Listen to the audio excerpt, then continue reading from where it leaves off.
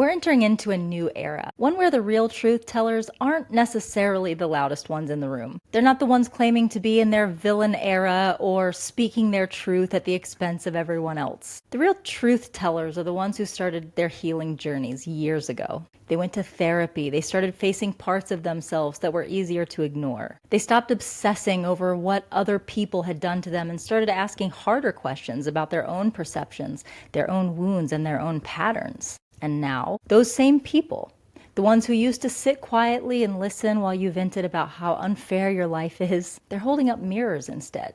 They're asking you, what are you doing about it? They're nudging you, not with judgment, but with love, with a kind of grounded, uncomfortable truth that doesn't tear you down but invites you to rise. These are the people who understand the value of shadow work. And they want you to understand the value that comes from facing your shadows because they know what's waiting for you on the other side. Today I'm joined by Jackie Faber, a friend of mine and someone who I just value and respect so much, to deep dive into shadow work, what it really means, how it's done, and how it can improve your life. So without further ado, let's dive right in. You're listening to The Sensible Sessions. I'm your host, Amber Wardell.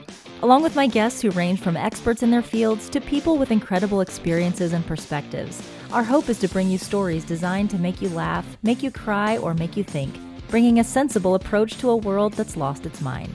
So stay tuned and let's start the show. Everybody, I'd like to introduce you back to the show, Jackie Faber. Hi, Jackie. Thank you so much. Good. I'm so excited to come back again. I had so much fun last time. Oh my gosh. Like I told you in the pre-recording, I have been waiting and looking forward to this so freaking much. Mm-hmm. Me too. Like we were talking about, it feels like there's been this momentum for this conversation to be happening collectively. And it feels like it's finally time. Like, not that everyone's necessarily ready for it, but there's an opening for it to begin. And I'm excited about that. Me too. Well, and I think, like we said, like when you're on a journey of healing, there's, the surface level stuff. I got to heal from the pain that something caused me. But when you dig deeper, like we imagine an iceberg, under that iceberg, there's so many other things that contributed to you having that experience in the first place. It's not always that other person or what they did or, what happened. There's a whole ecosystem of beliefs and perceptions and identities that contributed to you ending up in that experience in the first place. And so until you do the work to unpack all of that, and that is what shadow work is, you will repeat the same experience, right? Yeah. So can we, for our listeners who maybe are just like not totally familiar with what shadow work is, can you give us just like a definition, like a working definition of what shadow work is and kind of what people are doing when they begin working on shadow work? Sure. What is shadow work? So our shadow self is all of the parts of ourself that we have learned to deny or reject or learned we're not good enough. And so we kind of stuff them down. We don't want them to be seen. So for example, if you had an experience in your childhood where you were told you were too sensitive, right? Oh, well, I can't be sensitive. And then I developed all of these behaviors, all of these belief systems, all of these behavioral patterns so that I can't be too sensitive, because if I'm too sensitive, then I'm not going to be lovable, right? And so it shows up in so many different ways people do not recognize, right? And so that's what the shadow work is. It's uncovering all of your thought patterns, all of your behaviors that keep the rejection of that part of you alive in your day-to-day interactions. Would you say that, like, because as a psychologist, when I hear things like this and I think about shadow work, for me, it's hard to think about things like this and wonder, is this something that happens linearly with a healing journey, or is this something that is happening concurrently with it? Does it go hand in hand with a healing journey? Or is this something that's kind of like you've done your healing journey and now the shadow work kind of has to come after that? You know what I mean? Yeah, I think it's part of it. I don't think that you can really say that you have done the healing journey if you haven't addressed your shadow self, because when you look at we come into this world pure, positive, unconditional love, light, right? It's through our lived experiences. It's through our conditioning that we develop all of these layers on top of us to stifle the truth of who we are, our soul, right? And so shadow work is removing those layers one at a time, and returning to your wholeness. It's reclaiming all of the parts of yourself to become whole, because when we are whole, we don't seek validation in other people. We don't judge other people. We can show up authentically and truthfully because I am not fearful of your rejection of me. Or like when you fully embrace and love every single part of yourself, then you're able to show up really more authentically, more empathetic, more compassionate to other people, because you've met the dark parts of you that you once thought were bad. And so you can see those dark parts in other people. You see other people rejecting parts of themselves, and you can have compassion for that. And you know that it's a reflection of them. It has nothing to do with you. And so, I think it's just a natural progression, along your journey. And you know that you have shadows to work through when you're getting triggered, when you judge other people, when you have strong emotional reactions. Everybody is a reflection. Everybody is a mirror of something within yourself that you have maybe a little bit more work to do. And it's until you actually uncover it and go into it that you figure out what that is. But most people don't want to go there, because they're afraid of what they'll find.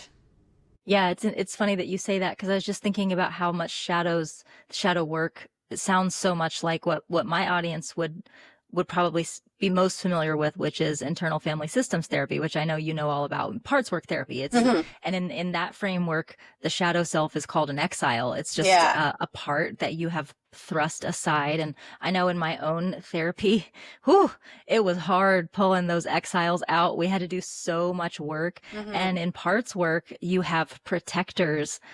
These parts, they were developed to actually keep you from accessing the exiles.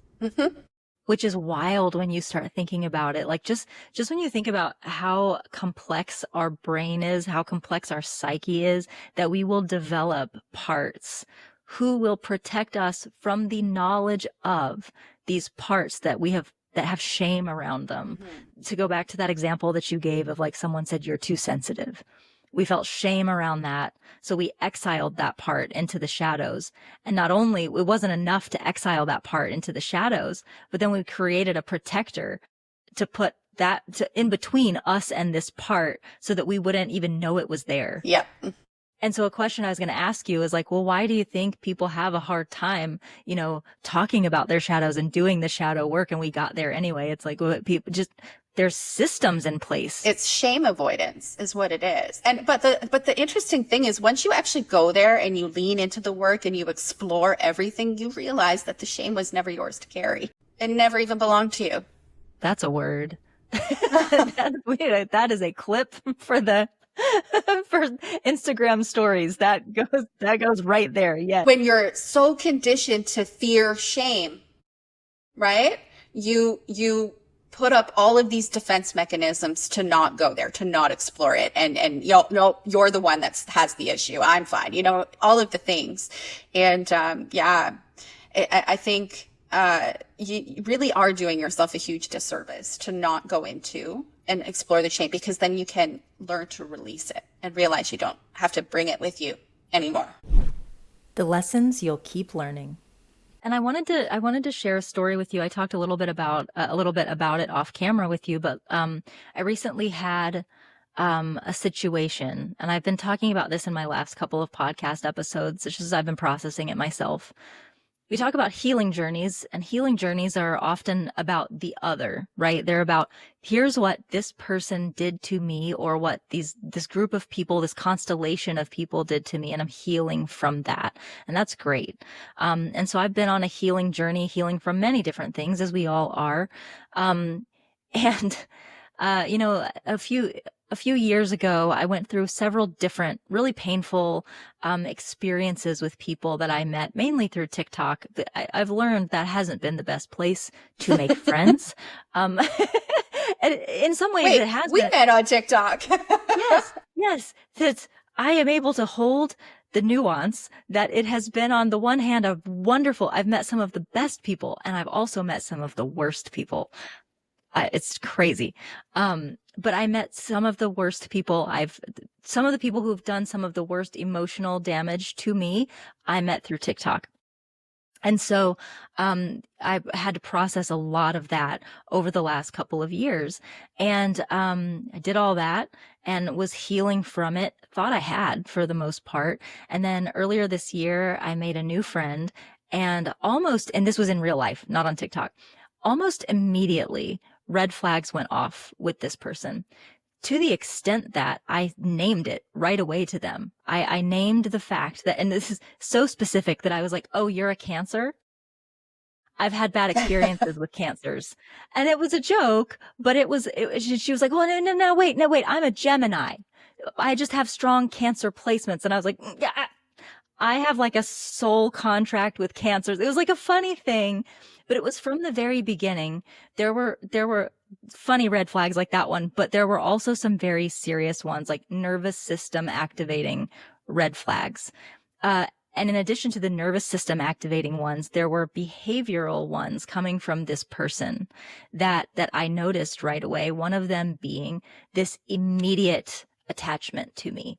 This immediate, I talked about it in the last podcast, immediate putting me up on a pedestal, immediate over attachment. And the question in my mind being, you don't know me well enough to love me this way, to admire me this way. And there were things happening that weren't adding up.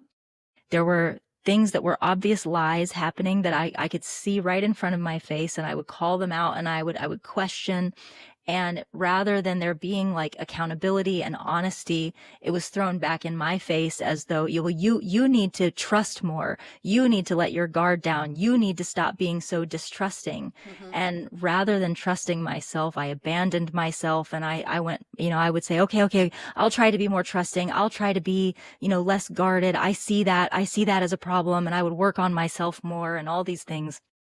And rather than looking at the red flags, looking at the behavioral problems, lining that up with what I had learned in the past and going, this is a lesson and I'm supposed to be making a different choice. Yeah. I did not make a different choice. Yeah. And I remember at one point when things were getting tense with that friend, I said to her, I was like, if you're supposed to be a lesson, I'm going to be so mad. Like I said these words out loud. And then when that friendship went down in hot burning flames, the way I knew it was gonna, I had to sit there and be like, that was that same friend that came back in different skin, because I healed from the friend, but I didn't do the shadow work to understand what had led me to that person or those people in the first place, what had allowed me to be energetically so attached to those people, what had allowed me to be manipulated and gaslit by those people, and ultimately what allowed me to believe what those people said to me about my identity and then carry that forward into new relationships. Yeah. Yeah. And so through thankfully, like this new friendship that fell apart, the grief was very fast. The severance was very fast. It was not an identity violation for me. It was very much like I grieved that the friendship ended. And then I was able to move forward understanding, okay, I have some more things. I have some work I have to do, Yeah. But it was that realization that I healed, but I didn't do the shadow work. Yeah. I would love to challenge the definition that's being used for healing journey, because it sounds like I'm healing from something outside of me. I'm healing from something outside of me. I call my perspective of healing journeys is I am returning to the wholeness and the truth of who I am. And so through the shadow work, you learn about the rejected parts and you reclaim them as back to you. But when you're viewing your healing journey as, healing from external things that happen to you, I feel like it takes away a lot of your power. I feel like it externalizes and takes away your power, when the reality is, when you're going deep, you recognize you have belief systems, you have identities, you have patterns of thought and patterns of behavior that are recreating the same experience over and over and over until you change the belief systems, the identity, the patterns of behavior. And that is, in my stance, the integration, the embodiment of the actual healing. When you make the shift and you actually change the belief that fueled the experience and the behavior that recreated it, you got to shift those. You have to change those. And it's through that where you actually transmute or alchemize whatever pain or whatever piece of your identity or whatever shadow you've hidden. It's the alchemization, because you're embodying a different person, a different version of you. It's really interesting that you say that, because I have a draft saved in my Instagram Reels that I'm going to post later today, that the caption reads, it's got this audio that's like, now I see it. Now I see it. And the caption that's over my head says, realizing that my healing journey was a trauma response that became an addiction, that became an identity that blocked me from healing. Yes. Yes. And I realized, just from what you just said, and holding a mirror up to my face, that realizing that all these years that I've been healing, a lot of that, and I'm not saying that, I'm not going to belittle the work that I have done, because I've done a lot of work on myself. It got you here. It needed to happen to get you here. Yes. But also, I do think that a lot of it has been externalizing. I'm a Capricorn, so I will sit and I will connect dots, and I will look at other people's behavior, and I will try to understand them probably a lot more than I will try to understand myself. And I think I'm finally reaching a place, and I feel like that's been my shadow work evolution it's been probably the last 6 months that's been like a real big shift for me, of realizing like, whoa, hold on. I need to be so much less interested in what their motivations were, in why they did what they did, and all this other shit. Like, I have to figure out what is making me keep repeating these patterns and change, Yeah, it's because the energy hasn't changed. It's through changing when I hold a set of belief systems, that's a resting frequency energy that is in my field. And until I change that energy by changing my belief systems, right, then I'm going to continue to attract those same experiences into my being. Yeah. But having that awareness is amazing, because now I actually have the power to change my experience. Oh, it's my identity. I am over identifying with being a people pleaser, with being a victim, with being a martyr, I'm over identifying with these things. And I do that because they keep me safe, but they're not helping me, because they recreate the same experience. That energy, the belief systems live in my field, and I'm attracting in experiences that perpetuate that belief system and that identity. And so if I want new experiences, I have to shift my identity. The world doesn't change. Your experiences don't change. The way you perceive them needs to change in order for you to alchemize the fear, the doubt, the shame, the insecurity, right? Do you want to know what's crazy is that I want to say probably even as early as a year ago, if you had suggested to me that like the way I view the world is like energetically attracting things to me, Mm-hmm. I would have just been like, pish posh. I would have just, you know what I mean? Like, I just would have really struggled with that, and not from a judgmental place, but just from I didn't believe in the idea of like the laws of attraction, and like that the way that I'm attracting things to myself because of the way that I'm seeing myself. I really struggled with that, and I wanted to understand it. Mm-hmm. But I did not. Mm-hmm. And, but I've seen the proof of it now. Sometimes you just really have to experience something. And I think that's what can be frustrating when you're trying to like share these things with people and they don't want to hear it. Yeah. When you're like, we talked about this the last time you were on the show, when you're trying to say to people like, hey, you are over identifying with your victimhood, and they say to you, well, now you're victim blaming, and you say, no, I'm not. I'm absolutely not. But what you have to understand is the more you continue to see yourself as a victim, the more you're going to continue to perceive yourself as a victim. And they don't understand that. And it's funny. You use the word embodying, because I've been using this language for a while because I understood it cognitively. Like, well, you can't keep calling yourself a victim because you're going to keep feeling like a victim. When I started understanding that you actually are calling in energies to you through the energetic vibe that you have, and realizing, like, just in the last few months, when I decided I'm going to disconnect from the identity of being on a healing journey, when I'm going to disconnect from that as my identity and just be a person who, now you know what? I'm going to be someone who's ascending. I'm going to be someone who's transforming. I'm going to be someone who is becoming something better, not healing because I'm broken. I'm becoming.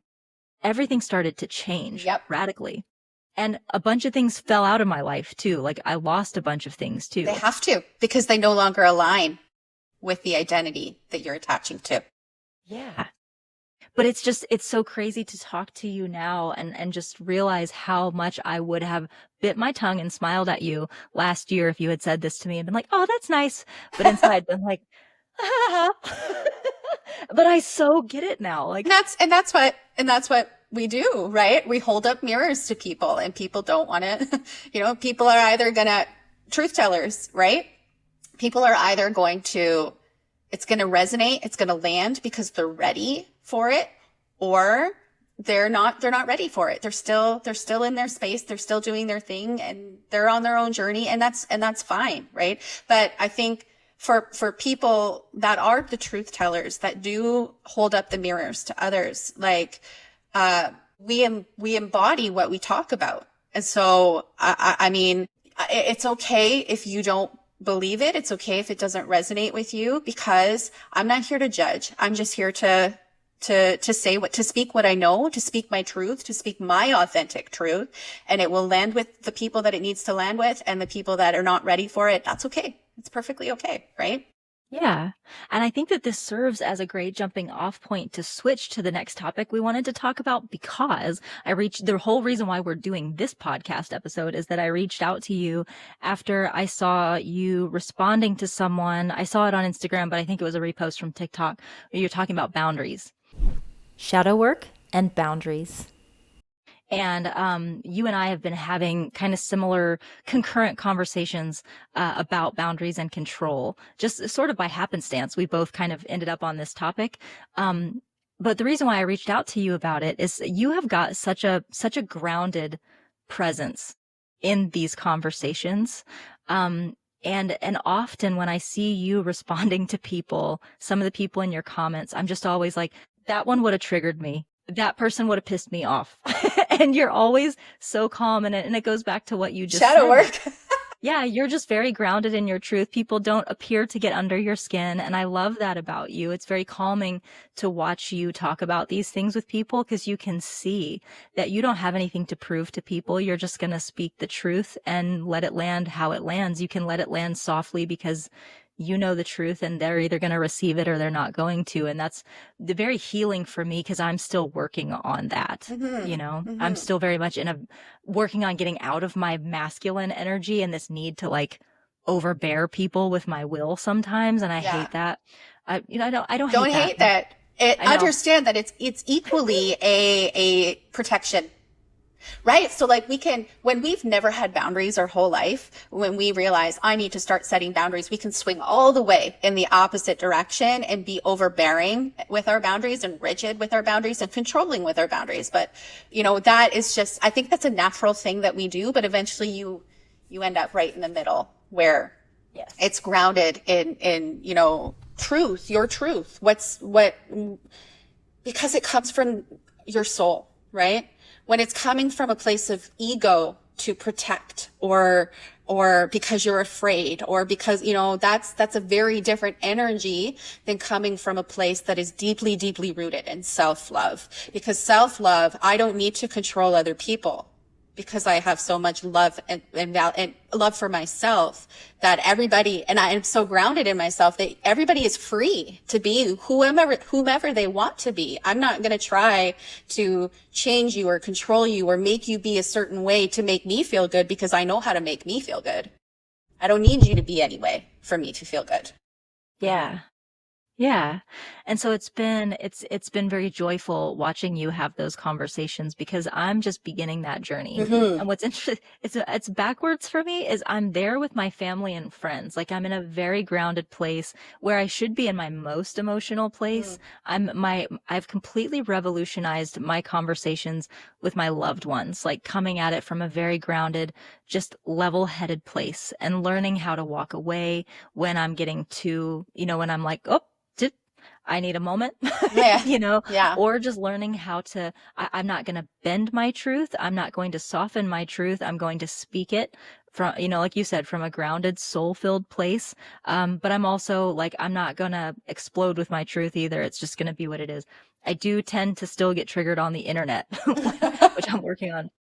But I want to talk about boundaries as it pertains to shadow work, because you and I have been kind of circling the same topic, which is boundaries that are rooted in the correct place, in the right energy, versus boundaries that are not. And I was wondering if you could touch on that and how it's pertaining to shadow work. Well, shadow work is everything. It's our ego. It's a fear. It's our doubt. It's the parts of us that are coming from an energy of fear, right? Because because I reject these pieces of me, I give away my power to external things to make sure that these pieces of me do not get triggered.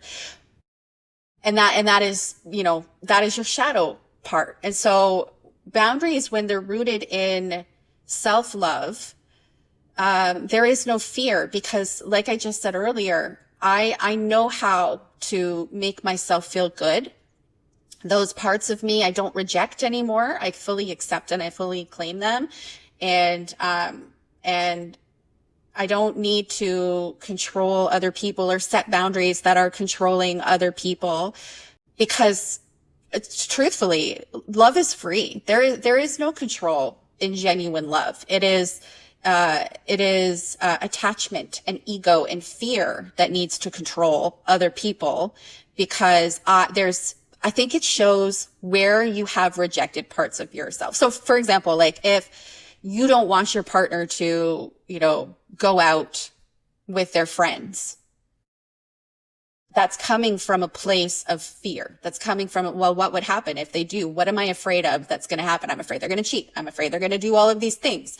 That is coming from a place of ego. That is coming from a wound somewhere within you that you haven't learned to alchemize and to release. And so now you're trying to control somebody else so that you don't have to experience that wound, when the reality of the situation is being presented so you can address the actual wound instead of controlling your partner.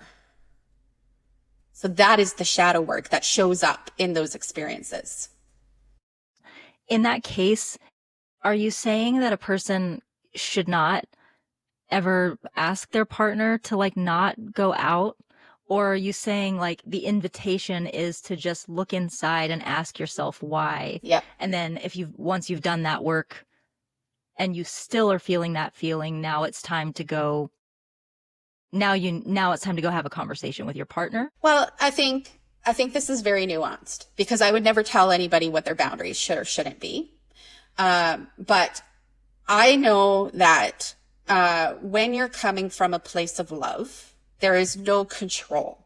I'm not going to, if I can't trust my partner to be about and do the things, then I probably shouldn't be in a relationship with them.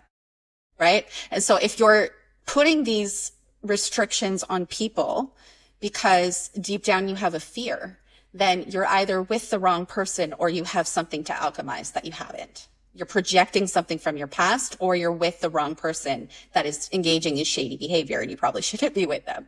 right? I think maybe that was my question. And so it's an invitation to go inwards to see, where is it coming from? Is it coming from my past that I am projecting into this experience? Or is this experience actually an unsafe experience? And instead of accepting the reality that it's an unsafe experience, I'm trying to control my partner. Right. So I think that was what I was getting at is it coming from an old wound, or is it coming from my intuition? Mm-hmm. Maybe that, yeah. Mm-hmm. So can I be vulnerable and ask you like a personal question Sure. and ask kind of your input on it? Sure. Okay. So my husband and I are in a situation that's very complicated with family. Okay. We're moving back into our old home, which we left, when we separated years ago, and I moved out during the separation. And then when we reconciled, we both were like, we can't be in this house. We can't move back there. So we moved out. And since we moved out, we've had a family member living in that house, and we've been living in an apartment, and that family member was paying rent, right? All these years. Well, that family member stopped working quite some time ago and then burned through their savings and has not been paying rent for a while. And so we've been paying a mortgage and rent. And rent on an apartment. And no longer sustainable. So we're moving back into this house, right? Now there's like a backstory with this family member. This family member is like the reason I ended up going to therapy in the first place. There's just a toxic situation with this family member. This family member continues to be very toxic. And it's been complicated. That's all I'm gonna say about that. And so when the time came that we made the choice to move back into the house and this family member was still in the house, I laid out a boundary with my husband, and I said, listen, I will not be in the house with this family member unless there are these contingencies. Either this family member gets out of the house by the time we move in, or this family member agrees to go to family therapy with us. Mm-hmm. So, and this has to begin before we move in. So like, we as a family go to therapy leading up to the time that we move in, so that we can all kind of get on the same page about like safety and culture within the household and expectations and things like that. And so that was back in January. All this time has gone by, and like, we're moving in a few weeks and nothing has happened. Mm-hmm. This family member isn't out.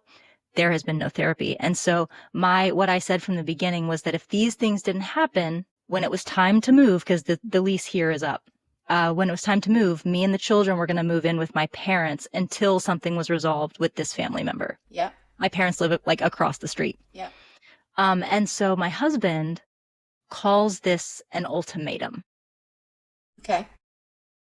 And I'm curious, I sometimes gaslight myself and start thinking, am I controlling? I think you're setting standards for what you need and for your own safety. You're protecting your own safety. And it very much can be an ultimate. I don't think ultimatums are bad as long as you're willing to follow through on them. You're not controlling them. You're setting up stipulations to protect yourself. And that is the difference of the energy, right? Where is it coming from? Is it coming from me trying to control somebody else and what they do? Or is it coming from me protecting myself? Okay. See, I think this is where it gets murky for myself and maybe for other people. Mm-hmm. It's like, how do you distinguish what is a boundary versus what is something an ultimatum is a type of boundary. It's like your deal breaker. It's your bottom line. It's your bottom line of where you're willing to go and what you're willing to do. And they're not bad. We don't want to be using ultimatums all the time to get our way. But when something is incredibly important, when something is incredibly triggering, like a toxic family member that continues to be toxic, then we need to give them ultimatums. It's no different than saying to, an addict, I'm not giving you money anymore. Or, like it's your bottom line deal breakers. You can even say, like, I don't want to I'm not going to live in that house with them. They need to move. And that is not an ultimatum. That is like your bottom line boundary, right? It's almost being presented to me as though like the way that the word ultimatum is being said and the way it's being framed. I don't think it's being used correctly. it's being framed like it's manipulation, like Yeah. I'm being manipulative. Yeah. Yeah. And that's the reality, is when people don't really understand boundaries and deal breakers and ultimatums and all of the language and all of the nuances that, that are involved in that, then they're easy to weaponize. An ultimatum is more like it's a threat. There's no cause or react. It's not like a natural consequence. It's a threat to get your way, which this to me just sounds like a natural consequence. If somebody is not behaving in a proper way towards you, then why would you want to live with them? I wouldn't. Right. Right? Like, it's a natural consequence. Right. I appreciate that. And I think maybe that is something that gets even more complicated in these matters, is that I feel like so often there's the language in this world is, number one, difficult to understand anyway. Number two, gets misused Yeah. a lot. Yeah. And number three, is misused by people who appear highly credible. Yeah. Especially on social media. And so it becomes really difficult to know. Like, even someone who I have a PhD in cognitive psychology. I come to the internet every single day and I talk about self-care and mental health and all of these things. And even I find myself getting gaslit sometimes about, like, am I manipulating, or am I setting a boundary? But again, it needs to be, you need to be checking the energy that's driving it. Is the energy driving it coming from a place of self, of honoring yourself? Is it coming from a place of honoring yourself? And when it is, then it doesn't matter. It doesn't matter what everybody else thinks, right? Because we're standing in our truth. We're self-validating. We're showing our self-love, right? It doesn't matter what it's our shadow self that needs permission, that needs approval, that needs acceptance, that is doing the self-gaslighting with the help of other people misusing their words, right? Knowing what we can control. So what do you say to somebody who, I love this. Sorry, I hit my mic. What do you say to someone who's checking in on the energy of their shadow self, or checking in of the energy of themselves in general, and they're saying, yes, I see that this is good energy, this is self-protective energy, this is all good energy, and someone else is invalidating me, and they feel that correct me if I'm not using the terminology right in this case, but like, they feel that shadow self that is seeking that validation and is like needing that other person to validate them. Like, what would you tell a person in that case? Like, my energy is right, but their energy is wrong. Like, what does a person do? Yeah, I don't know that it's about right or wrong energy. I think it's about perception. Like, they are misperceiving the situation, but I can't control how anybody perceives anything. That is something that is out of my control. It is my wounded parts that want to control their perception, because it comes from an energy of needing permission and approval and validation. So we need to learn to self-validate. So we need to get okay with people misunderstanding us. We need to get okay with people thinking that, we're wrong, or that we're making the wrong choice. We need to get okay with it, because the only person whose opinion that really matters is mine. I know my energy. I know what's true for me. And so what do? You stay firm to yourself. You look at that part of you that's seeking that validation, and you give it some love, and you say, I understand that you're seeking their approval, but we don't need their approval. We just need our approval. Right? I understand that is what you've always done, but let me tell you, I'm here for you. I know what's right and what's best for us. I've got you. I love you. Thank you for showing me that you're still here and that you're still trying to protect me. Thank you for trying to protect me. But, I got this. Trust me, right? You literally have these conversations with those parts of yourself, and then you still do the thing. Because we got to shift, we have to embody who we're becoming. So I still have to do the thing and stand in my truth and allow that person to misunderstand me and be okay with it. Does that make sense? I think that's the hardest part. I feel myself, you're talking about like this very inner child work, what you're talking about. And Yeah. this is always how I comfort my inner Yeah. child is like the chest. I'm like feeling the need to do this while you're talking. I'm just like, oh, it's okay. It's okay. It's okay. But yeah, and I feel like that's for me personally, I feel like that's the hardest part of it is bringing those two together and not getting stuck in one role. It's the hardest part for everybody because they cave. It's the duality of our existence. It's one or the other. No, it needs to be both. It needs to be both because there's going to be so much more softness and expansion when you can allow space for both. I got to tell you, Jackie, talking to you is like drinking tea with honey in it. It's just like so comforting and like it's just sweet and feels so good. It's just so good. It's nice. Thank you. It's like so comforting and wonderful and like I just And I know that we're running short on time and I want to make sure that people know that you actually have a course that you offer on shadow work, on how to do all of this stuff. Yes. And it's really important to me that people know how to find that and how to access it. So can you give people some information about what it is and how to find it and all that good stuff? Well, I'm doing a live masterclass on it in 2 days. So probably by the time that this airs, it'll already have happened. But what I will do is take all of that information in the masterclass and turn it into a digestible mini course for somebody who's interested in doing this work. So you can find it on my website. It'll be available on my website after that's done. But it comes with obviously all of the education, but I'm a bit of a nerd when it comes to healing tools. I absolutely love workbooks and activities because that is doing the work, right? That is the actual exploration and the activities and going into yourself and meeting those parts of you. And so it comes with a 40-page workbook and a guided meditation and everything that you need to start your journey to explore your shadow. Okay, great. And so your website is findingauthenticity.com. Is that correct? .ca. I'm in Canada. .ca. How did I not know you're in Canada? I don't know. Well, Jackie, thank you so much for being on today.